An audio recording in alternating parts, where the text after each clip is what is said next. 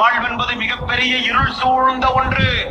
அதை விட மோசமான ஒரு இடத்தை நான் பார்த்ததே கிடையாது என்றார்கள் ரசூலுல்லாஹி ஸல்லல்லாஹு அலைஹி வஸல்லம். அல்லாஹ் சொல்கிறான், நரகத்தினுடைய விரிப்பை அவனுக்கு விரியுங்கள், நரகத்தினுடைய வாசலை அவனுக்கு திறந்து விடுங்கள், அவனுக்கு நெருப்பு காற்றை கபரை நோக்கி வீச செய்யுங்கள், அது மட்டுமல்ல விஷக்காற்றையும் சேர்த்து அவனுக்கு நீங்கள் வீசுங்கள். அல்லாஹ் அக்பர்.